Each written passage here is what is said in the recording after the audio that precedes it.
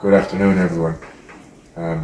Raymond is my own name. I'm Milk Advisor for Dairy Gold Crop in the Limerick region, and we're just here on the farm of Denise Weeks in Kilfinane, County Limerick.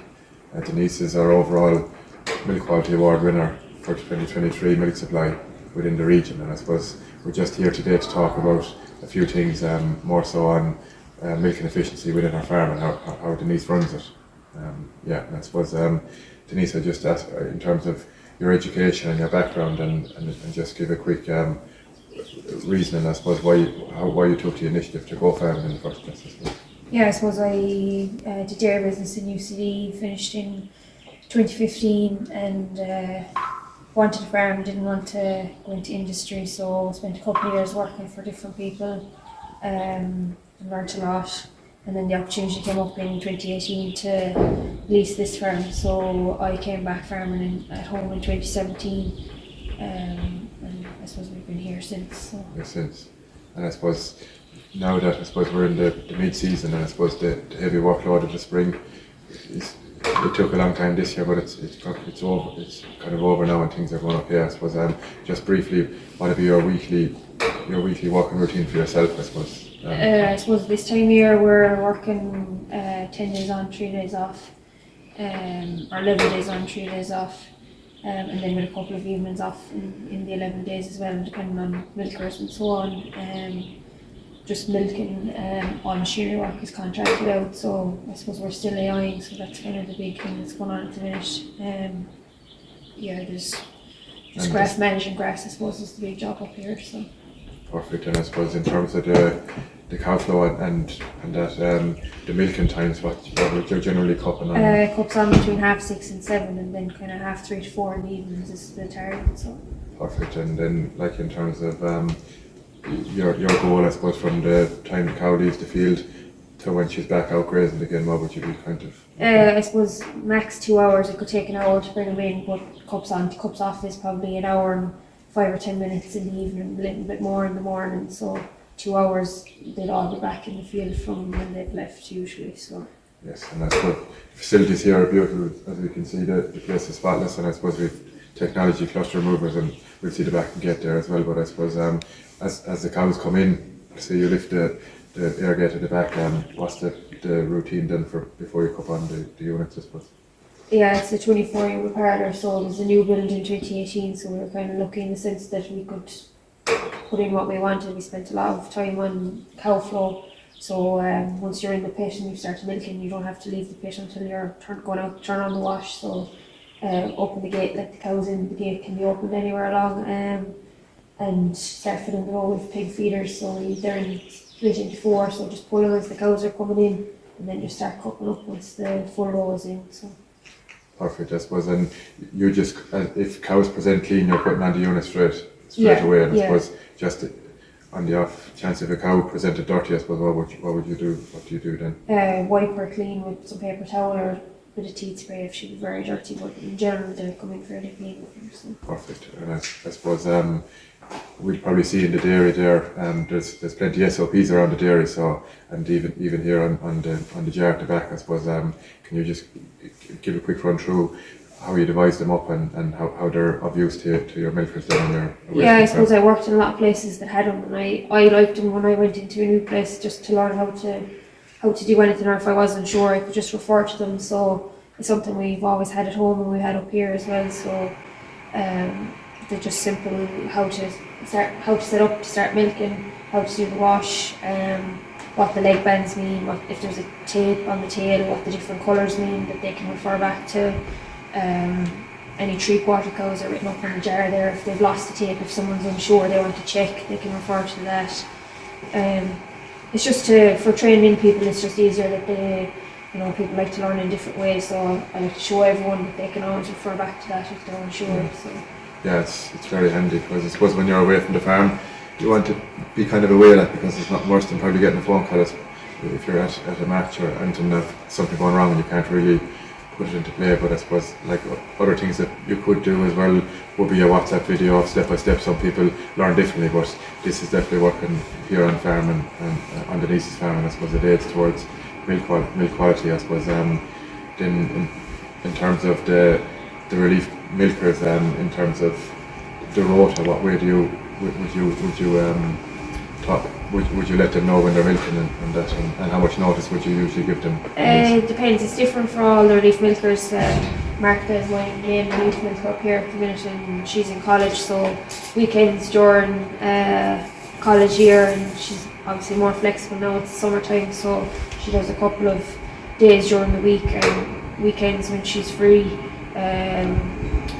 And usually kind of a week to 2 weeks in advance we kind of plan it out, so she'd know on Friday what her plan is for the following week, and we'd work like that. So yes. I suppose we're lucky that there's help at home too, so we can help each other out that way too.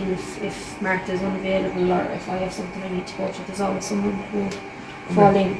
And in terms of just, I suppose, important, before say yourselves or relief milkers leave the yard, what would be the most important spot checks that you have said to them or that you do yourself then before you leave? I suppose just make sure the tank is on, cows are locked in, cows have water. They're the three most important ones. We like that whoever leaves the parlour set up for the next person coming in for milking, that it's clean and tidy and the gates are open ready. When you come in the morning, all you have to do is get on the quad and go for the cows. You don't have to be opening the gates or just, there's only simple things like shut the clips that have been open for the wash. That's all you have to do. So I suppose in terms of we're here kind of talking about milking efficiency. I suppose you started off this farm in a greenfield site and I suppose what was your main priorities put in to make your system as efficient as possible? Like? I suppose the big thing was cow flow, that the cows come straight in, go straight out. We spent a lot of time kind of on simple things like the lead in, the cows going straight out, we can draft from the pit. They were the main things. The things I wanted, I suppose, were the lightweight clusters. But it's a lovely parlour to milk in, but it's not. There's no bells and whistles, I suppose, really on it. So, as you can see, the cows they're walking straight.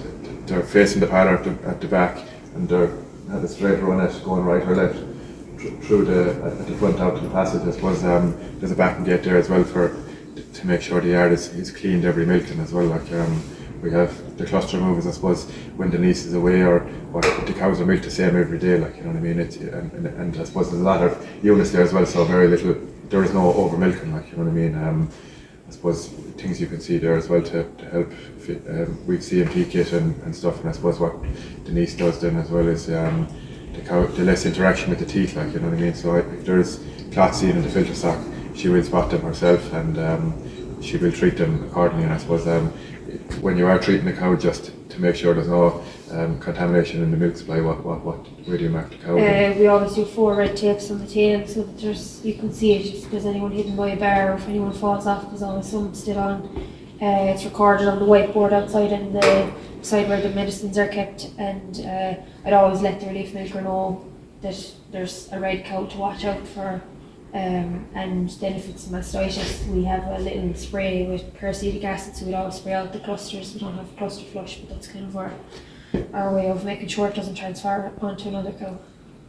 Yeah, and I suppose lastly, the cell count and the milk quality has been excellent over the last few, not just last year, but over the last few years. I suppose, what would you kind of put that down to? Would you put it down to being proactive? I suppose the system that's there, you're probably collected every 2 days, you get a text message the following day of the results, and what are things that maybe you utilise to improve your milk quality? What would we put it down to? Like?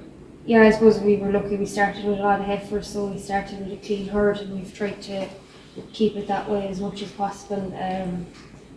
Treat cows properly. We react if there's a cow high in the milk record, we react. We don't get a lot of clinical mastitis, so I suppose it's just trying to keep it that way. Like the spraying the clusters after the cow that does have mastitis to stop the transfer. We'd often put a blue tape on those cows that they'll get, which means to spray the clusters, so they might get that for a few weeks even after they finish their treatment.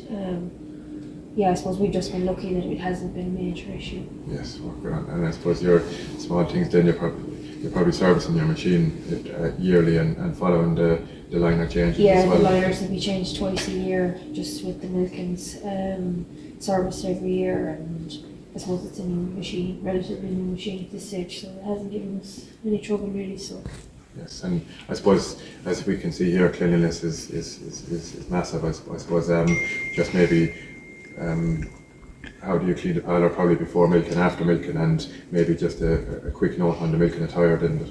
Yeah, so we just wet it down before any cows come in, just keep it wet. We have the PVC on the walls and the paint, which is easy to keep clean. The walls are precast, so they're actually very smooth, so like that they're easy to wash down. Try not to be spraying too much water around when the cows are actually standing and wait till they go out to wash out the sides. Gloves and then an apron or bib, whatever people prefer to wear when they're milking, and then just wash down the clusters after. We power wash it a good few times a year to try and keep it as clean as possible. That's kind of the main what we do. Yes, yes, that's it. All, thanks very much for watching our video, and I suppose if you have any queries or you want any more information, you might touch base with your local milk advisor.